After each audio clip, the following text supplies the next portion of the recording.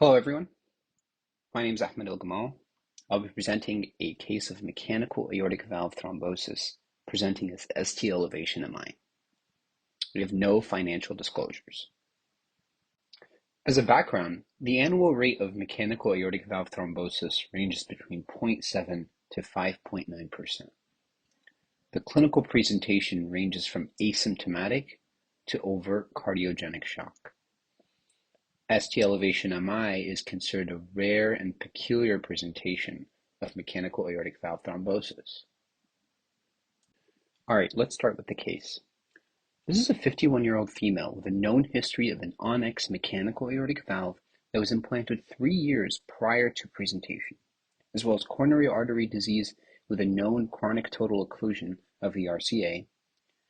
And she presented with acute onset substernal chest pain radiating to the left arm. The initial EKG showed ST segment elevation in the inferior leads, and her troponin levels were elevated. She was taken to the cath lab, which showed a stable chronic total occlusion of the RCA and no acute coronary pathology. Now, the initial transthoracic echocardiogram showed features of severe aortic stenosis with a mean transvalvular gradient of 31 millimeters of mercury, an acceleration time of 140 milliseconds, and a dimensionless index of 0.29. Now let's take a look at the initial transesophageal echocardiogram. This is in the 5-chamber view, and it shows a thrombus, if you can take a look here, a thrombus that's prolapsing into the left ventricular outflow tract during diastole. This thrombus measured approximately 8.5 by 7 millimeters. So, because of the aforementioned hemodynamic parameters of severe aortic stenosis, the patient was diagnosed with a prosthetic valve obstruction and received ultra-slow 25-hour infusion of low-dose TPA. After 2 doses, this was the repeat TEE, which shows complete resolution of the thrombus. Now, this image depicts the Doppler parameters also improving after TPA infusion, including the mean peak gradient, which went down from 31 to 18 millimeters of mercury, as well as the acceleration time. The patient made an excellent functional recovery without the need for surgery. All right, so how does this case correlate with the current literature and guidelines? First of all, STEMI without the presence of coronary emboli is a peculiar presentation for prosthetic aortic valve thrombosis.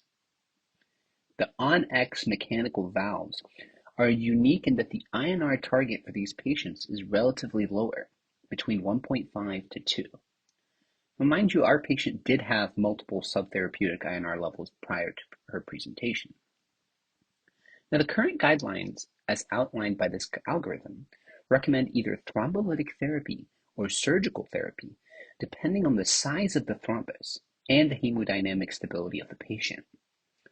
The cutoff for the ACC AHA guidelines is approximately 0.8 millimeters, after which surgery is the recommended treatment.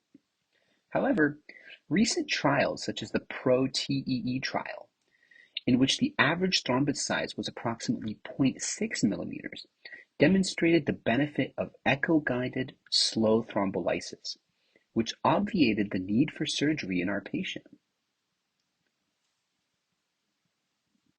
So in conclusion, ST elevation MI is a rare, peculiar presentation of mechanical aortic valve thrombosis. Our case also demonstrates the successful use of echo-guided, slow, low-dose thrombolytic therapy in a hemodynamically stable patient with a large obstructive mechanical aortic valve thrombus, which obviated the need for surgery in our case. Thank you.